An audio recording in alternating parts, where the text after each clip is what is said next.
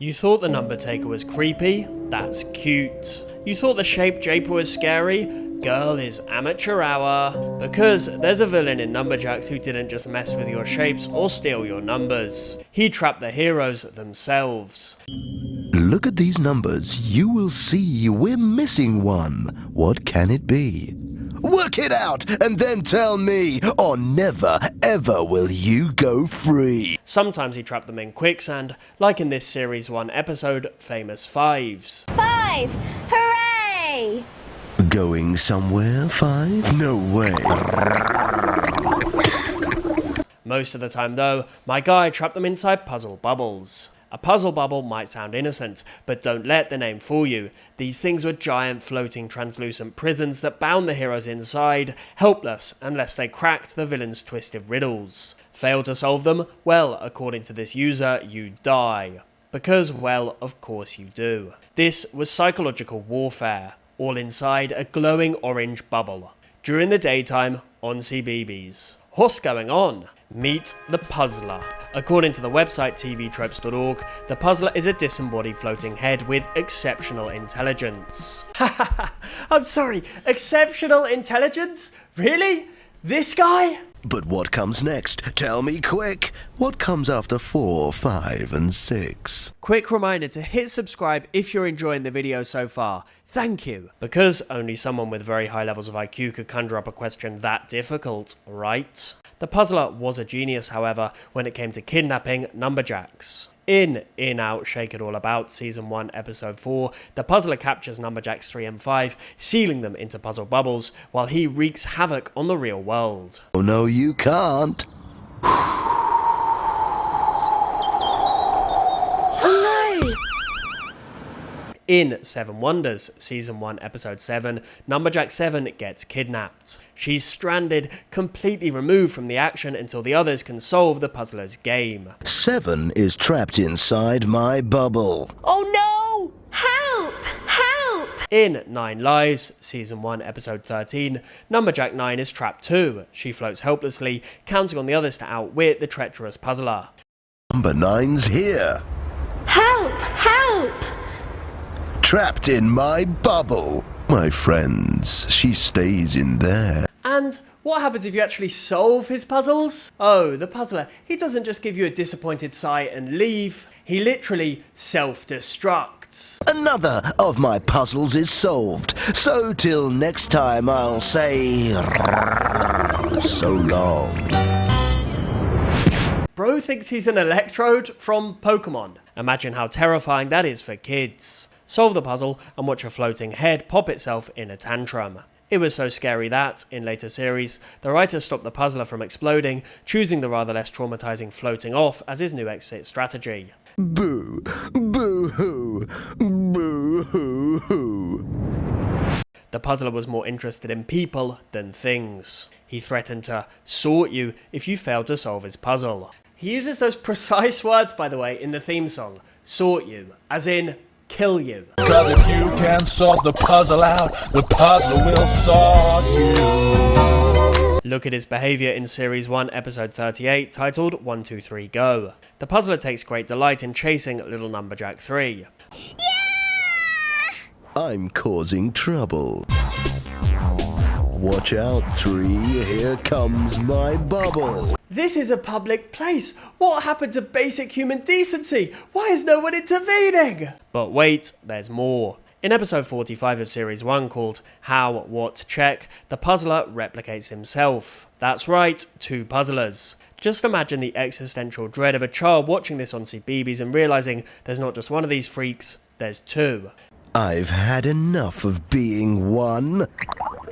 Now I can have 2. Lots of fun. And then both of him, or should I say them, start to grow. Solving the puzzle is no longer enough. Everywhere you look, everywhere you turn, he's there. The puzzler is all, and he's coming to solve you. Alright, so the puzzler kidnaps your favourite Numberjack. You're 5 years old watching him do it, and you're scared out of your wits. But honestly, he doesn't even need the bubbles. He could just show up and traumatize you with his face. Because, let's be real, the puzzler's design is pure nightmare fuel. Just a big pale face hovering in the air like the world's creepiest screensaver. Weirdly enough, despite looking like a sentient lava lamp accident, the puzzler loves himself. In his own deluded words, Yes, my face, isn't it lovely, handsome, and yes, oh so bubbly. 1 out of 3, mate. Bubbly, yes, but lovely and handsome? No. The Numberjacks wiki page agrees with me, stating, the puzzler is a 3D CGI animated floating human head with green glasses, blue eyes, a golden earring on one ear. He has orange bubbles that look like head hair and facial hair. He appears to be a neckbeard. Neckbeard? Oh my god! That's so right! This dude is the original neckbeard, like, he's the actual OG. Numberjacks first came out in 2006, which means this might actually be a genuine fact. Is the puzzler the first neckbeard in television history? Wow! The puzzler's even worse than your average neckbeard. His beard, and what's left of his hair, they're not made of hair at all. They're created entirely out of orange bubbles. It looks like a DIY arts and crafts project gone horribly, horribly wrong. I just had a thought. What if the puzzler's receding hairline isn't even real hair loss? The guy's hair and beard are made out of bubbles after all, and bubbles pop. Over time, he's probably just losing bubbles one by one, and that's just leaving his bright, shiny forehead for the world to see. He's not balding, he's deflating. The puzzler's very weak hairline draws yet more attention to his eyes. This is not a good thing. Gaze into them now. Aren't they wide, staring, unblinking? Well, yes, because, canonically, the puzzler has no eyelids. According to the show's own designers, his glasses sometimes slide down to make it look like he's blinking, but he isn't. Which means he's just staring constantly into your soul. And when he talks, oh, when he talks, it's not shouting, it's not screaming, oh, it's so much worse. The puzzler speaks in a creepy sing-song rhyme.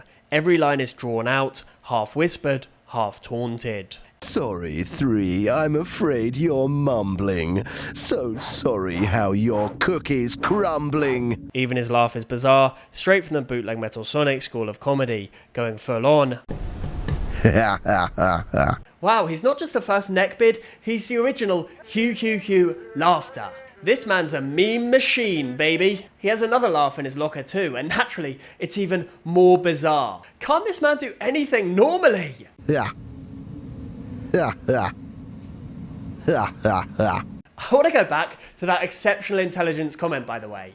I'm still not over it, and neither's Lucky. We keep thinking about it, because it's just so wrong. Take a look at this clip. Bro can't even rhyme properly. No more fun. It's such a bore. All the things are back to normal. Rhyming bore with normal? Oh, God. Puzzler, you're about as bright as dust. Don't give me any of this exceptional intelligence nonsense. In a show full of talking numbers and silly chaos, the puzzler feels wrong. Not funny wrong, uncanny wrong, uniquely wrong. You know what? We've given the guy some grief, now let's give the devil his due. Because for all of his creepy vibes, the puzzler might actually be the fairest villain in all of Numberjacks. He doesn't move goalposts mid-game. If you solve his puzzles, he keeps his word.